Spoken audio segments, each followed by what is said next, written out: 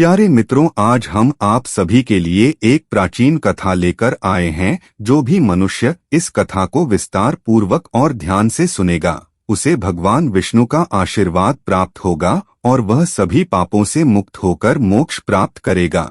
कथा को आरंभ करने से पहले कमेंट बॉक्स में जय श्री विष्णु लिखना ना भूले। साथ ही चैनल को सब्सक्राइब और वीडियो को लाइक करना ना भूले ताकि आप हमारी प्राचीन कथाओं से जुड़े रहे।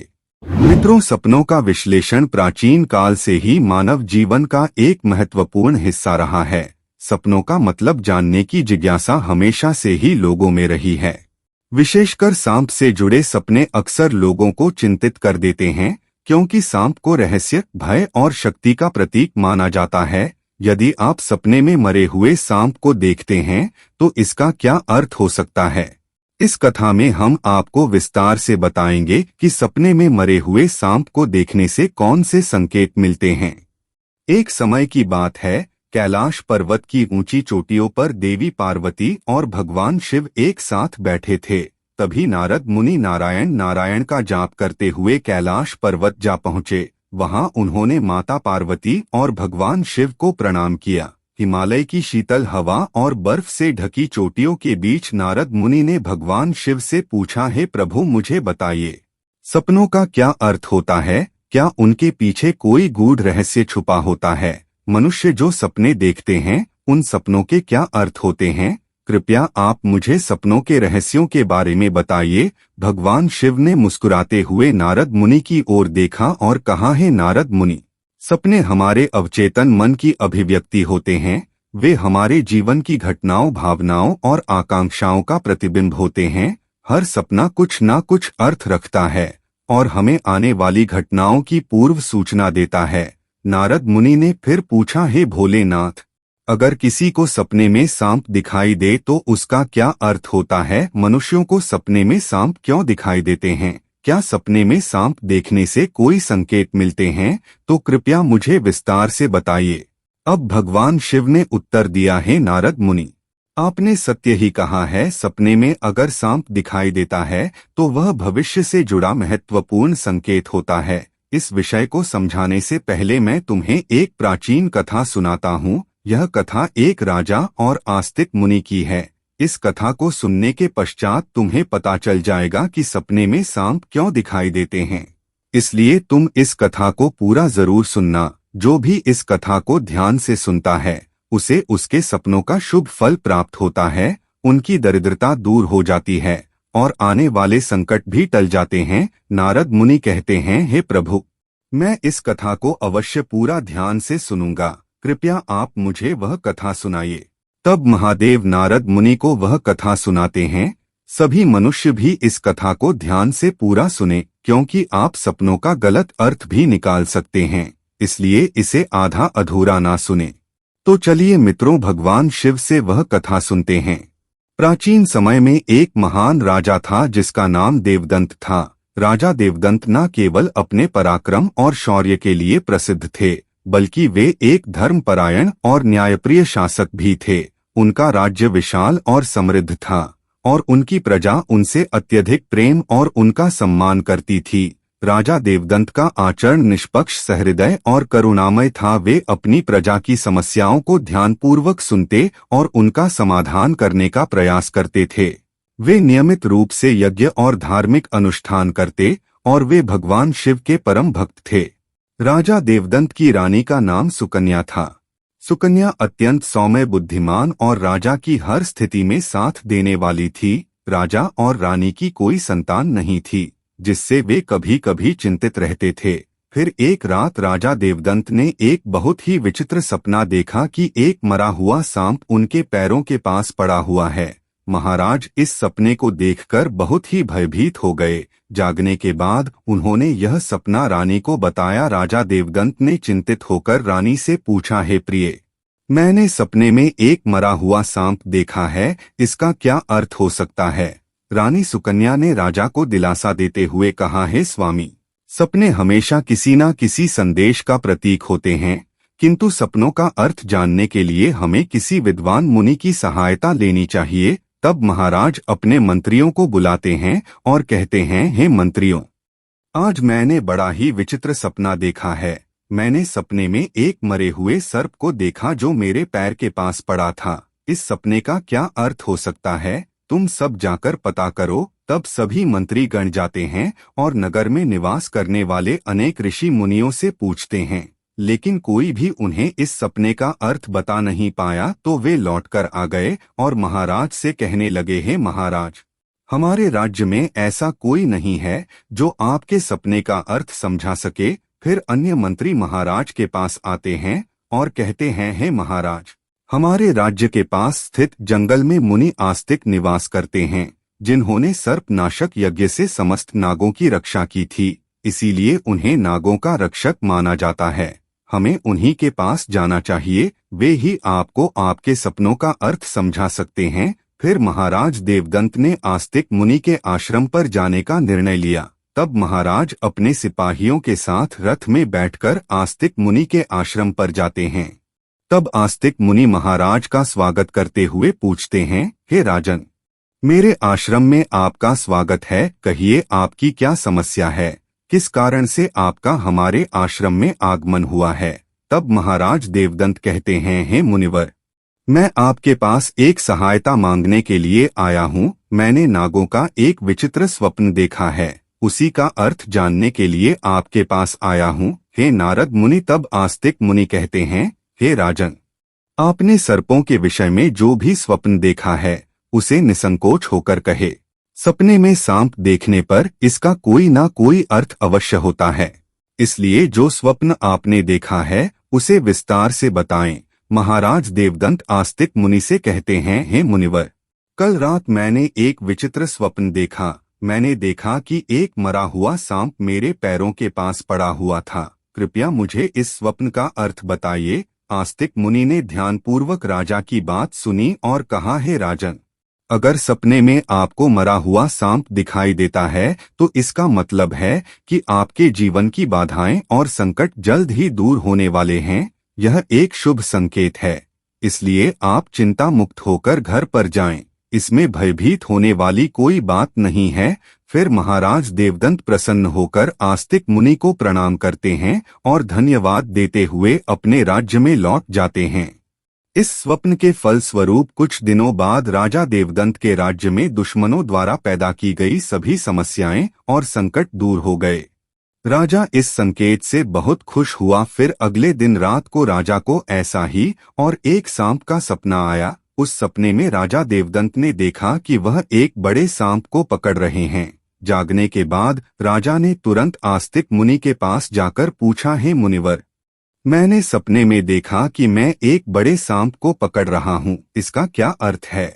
आस्तिक मुनि ने कहा, हे राजन, अगर आप सपने में सांप को पकड़ते हुए देखते हैं तो यह भी एक शुभ संकेत होता है। यह ये दर्शाता है कि आप भविष्य में अपनी मेहनत से धन संपत्ति प्राप्त करेंगे और उसे सही तरीके से इस्तेमाल करेंगे। कुछ दिनों बाद राजा ने एक बड़े युद्ध में विजय प्राप्त की और राज्य की संपत्ति में वृद्धि हुई। राजा देवदंत का तीसरा सपना। एक अन्य रात राजा देवदंत ने सपने में देखा कि एक सांप उड़ता हुआ दिखाई दे रहा है। जागने के बाद राजा ने तुरंत आस्तिक मुनि के पास जाकर पूछा, हे मुनिवर, मैंने सपने में एक उड़ता हुआ सांप देखा है, इसका क्या अर्थ है? आस्तिक मुनि ने कहा, हे राजन, अगर सपने में सांप उड़ता हुआ दिखाई देता है तो यह उन्नति और प्रगति का प्रतीक होता है। इसके बाद राजा के राज्य में व्यापार और कृषि में उन्नति होने लगी। राजा देवदंत का चौथा सपना। कुछ दिनों बाद राजा देवदंत ने सपने में बार बार काले रंग का सांप देखा। वह चिंतित होकर आस्तिक मुनि के पास गए। राजा ने उनसे पूछा, हे मुनिवर, मैंने सपने में बार बार काले रंग का सांप देखा है, इसका क्या अर्थ है? आस्तिक मुनि ने कहा, हे राजन, अगर सपने में बार बार काले रंग का सांप दिखाई देता है तो यह काल सर्प दोष का संकेत है। ज्योतिष शास्त्र में इसका निवारण भी बताया गया है।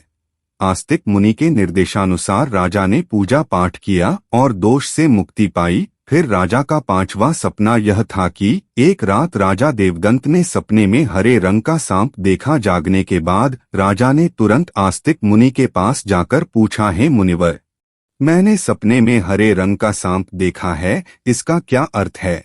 आस्तिक मुनि ने कहा, है महाराज, अगर सपने में हरे रंग का सांप दिखाई देता है तो यह एक शुभ संकेत है और यह निकट भविष्य में आपके साथ घटने वाली किसी अच्छी घटना की ओर इशारा करता है। इसके बाद राजा के राज्य में अच्छी फसल हुई और प्रजा बहुत खुशहाल हो गई। राजा देवदंत का छठवां सपना था। एक अन्य रात राजा देवदंत ने सपने में सफेद रंग का सांप देखा। जागने के बाद राजा ने तुरंत ही आस्तिक मुनि के पास जाकर पूछा, हे मुनिवर, मैंने सपने में सफेद रंग का सांप देखा है, इसका क्या अर्थ है? आस्तिक मुनि ने कहा, है महाराज, सपने में सफेद रंग का सांप दिखाई देना भी शुभ संकेत है, जिससे धन की प्राप्ति होती है। कुछ दिनों बाद राजा को एक अज्ञात स्रोत से बहुत सारा धन प्राप्त हुआ। राजा देवदंत का सातवां सपना। एक रात राजा देवदंत ने सपने में देखा कि एक सांप डरकर भाग रहा है। जागने के बाद राजा ने तुरंत आस्तिक मुनि के पास जाकर पूछा, है मुनिवर, मैंने सपने में एक सांप को डरकर भागते हुए देखा है, इसका क्या अर्थ है? आस्तिक मुनि ने कहा, है राजन, अगर सपने में सांप को किसी से डरकर भागते हुए देखते हैं तो यह एक अशुभ संकेत है और यह दर्शाता है कि आपको आपके शत्रुओं से धोखा हो सकता है। कुछ दिनों बाद राजा के एक करीबी मंत्री ने उन्हें धोखा दिया, लेकिन राजा समय रहते सतर्क हो गए और उन्होंने उस मंत्री को कैद कर लिया और दंड दिया। राजा देवदंत का आठवां सपना। एक अन्य रात राजा देवदंत ने सपने में देखा कि एक सांप उन्हें काट रहा है। जागने के बाद राजा ने तुरंत आस्तिक मुनि के पास जाकर पूछा, है मुनिवर, मैंने सपने में देखा कि एक सांप मुझे काट रहा है, इसका क्या अर्थ है? आस्तिक मुनि ने कहा, है राजन, अगर सपने में सांप आपको काटता है या आपका पीछा करता है तो यह किसी अशुभ घटना की सूचना होती है। कुछ दिनों बाद राजा को एक गंभीर बीमारी ने घेर लिया, लेकिन वे मुनि के आशीर्वाद से ठीक हो गए। राजा देवदंत का नौवां सपना। एक रात राजा देवदंत ने सपने में नाग नागिन का जोड़ा देखा। जागने के बाद राजा ने तुरंत आस्तिक मुनि के पास जाकर पूछा, है मुनिवर, मैंने सपने में नाग नागिन का जोड़ा देखा है, इसका क्या अर्थ है? आस्तिक मुनि ने कहा, है राजन, अगर सपने में नाग नागिन का जोड़ा दिखाई देता है तो यह संकेत है कि आपके पूर्वज आपको सूचना दे रहे हैं कि आपको अपने कुलदेवी देवता की उपासना करनी चाहिए। राजा ने मुनि के निर्देशानुसार कुलदेवी देवता की उपासना की, जिससे उनके राज्य में सुख शांति बनी रही। राजा देवदंत का 10वां सपना। एक रात राजा देवदंत ने सपने में सांप के बच्चे देखे जो उनके सिंहासन पर बैठे हुए थे। जागने के बाद राजा ने तुरंत आस्तिक मुनि के पास जाकर पूछा, है मुनिवर, मैंने सपने में देखा कि सांप के बच्चे मेरे सिंहासन पर बैठे हुए हैं, इसका क्या अर्थ है? आस्तिक मुनि ने कहा, है महाराज, अगर सपने में सांप के बच्चे दिखाई देते हैं और वे आपके सिंहासन पर बैठे हुए हैं तो यह संकेत है कि आपके घर में जल्द ही संतान का आगमन होगा, आपका पुत्र महान बनेगा और आपके राज्य का उत्तराधिकारी होगा। कुछ महीनों बाद रानी सुकन्या ने एक पुत्र को जन्म दिया। वह पुत्र बड़ा होकर एक महान राजा बना और अपने पिता के राज्य का उत्तराधिकारी बना। राजा देवदंत का 11वां सपना। एक रात राजा देवदंत ने सपने में सांप और नेवले की लड़ाई देखी। जागने के बाद राजा ने तुरंत आस्तिक मुनि के पास जाकर पूछा, है मुनिवर, मैंने सपने में सांप और नेवले की लड़ाई देखी है, इसका क्या अर्थ है? आस्तिक मुनि ने कहा, है राजन, अगर सपने में सांप और नेवले की लड़ाई होते हुए देखते हैं तो यह इस बात का संकेत है कि आपके सामने आपके गुप्त शत्रु का खुलासा हो जाएगा और उसके साथ आपकी लड़ाई भी होगी। कुछ दिनों बाद राजा के गुप्त शत्रु का पर्दाफाश हुआ और राजा ने उसे परास्त कर दिया। राजा देवदंत का 12वां सपना। एक रात राजा देवदंत ने सपने में देखा कि एक सांप शिवलिंग से लिपटा हुआ है। जागने के बाद राजा ने तुरंत आस्तिक मुनि के पास जाकर पूछा, है मुनिवर, मैंने सपने में सांप को शिवलिंग से लिपटा हुआ देखा है, इसका क्या अर्थ है? आस्तिक मुनि ने कहा, हे राजन, अगर सपने में सांप को शिवलिंग से लिपटा हुआ देखते हैं तो यह दर्शाता है कि भगवान शिव की आपको कृपा प्राप्त होगी और आपकी कोई विशेष मनोकामना पूर्ण होगी। इसके बाद राजा ने भगवान शिव की आराधना की और उनकी विशेष मनोकामना पूर्ण हो गई। राजा देवदंत का 13वां सपना। एक रात राजा देवदंत को भयंकर सपना आया। उन्होंने देखा कि एक काला सांप उनकी छाती पर आकर बैठा है। राजा बहुत भयभीत हो गया और तुरंत आस्तिक मुनि के पास पहुंचा और बोला, हे मुनिवर, मैंने एक भयंकर सपना देखा है। एक काला सांप मेरी छाती पर आकर बैठा था। इसका क्या अर्थ है? राजा ने घबराते हुए पूछा। आस्तिक मुनि ने गंभीर स्वर में कहा, हे राजन, यह सपना आपके लिए एक गंभीर चेतावनी है। इसका अर्थ है कि आपकी मृत्यु निकट है। आपको तुरंत भगवान शिव की शरण में जाना चाहिए और उनकी आराधना करनी चाहिए। वह ही आपको इस संकट से बचा सकते हैं। राजा देवदंत भयभीत हो गए और तुरंत भगवान शिव की आराधना करने लगे। उसने कठोर तपस्या की और भगवान शिव को प्रसन्न करने के लिए अनेक यज्ञ और अनुष्ठान किए। भगवान शिव राजा देवदंत की भक्ति और तपस्या से प्रसन्न हो गए और उन्होंने प्रकट होकर कहा, हे राजन, मैं तुम्हारी भक्ति और तपस्या से प्रसन्न हूँ। तुमने अपनी मृत्यु के भय से नहीं बल्कि सच्चे मन से मेरी आराधना की है। इसीलिए मैं तुम्हें आशीर्वाद देता हूँ कि तुम्हारी आयु लंबी होगी और तुम स्वस्थ एवं सुखी जीवन जियोगे। राजा देवदंत ने श्रद्धा पूर्वक कहा, हे महादेव, आपकी कृपा से मेरी आयु लंबी हो गई। मैं आपके आशीर्वाद के लिए अत्यंत आभारी हूँ। मैं सदा आपकी आराधना करता रहूंगा। भगवान शिव ने राजा को आशीर्वाद दिया और उसकी मृत्यु का संकट टल गया। राजा देवदंत ने लंबे समय तक अपने राज्य में सुख और शांति से शासन किया। कथा सुनने के बाद नारद मुनि ने कहा, हे भोलेनाथ, यह कथा अत्यंत रोचक और शिक्षाप्रद थी। अब मुझे समझ में आ गया कि सपनों का क्या महत्व होता है और वे हमारे जीवन को किस प्रकार प्रभावित करते हैं। तब भगवान शिव ने मुस्कुराते हुए कहा, हे नारद मुनि, सपने हमें हमारे अवचेतन मन की गहराइयों से जोड़ते हैं और हमें महत्वपूर्ण संदेश देते हैं। हमें उन्हें समझने और उनसे सीखने की कोशिश करनी चाहिए। इस प्रकार भगवान शिव ने नारद मुनि को सभी सपनों के रहस्यों के बारे में बताया। प्यारे मित्रों, अगर आपको हमारी यह कथा अच्छी लगे तो हमें कमेंट करके जरूर बताएं। साथ ही वीडियो को लाइक, चैनल को सब्सक्राइब और वीडियो को अपने मित्रों में शेयर करना ना भूलें।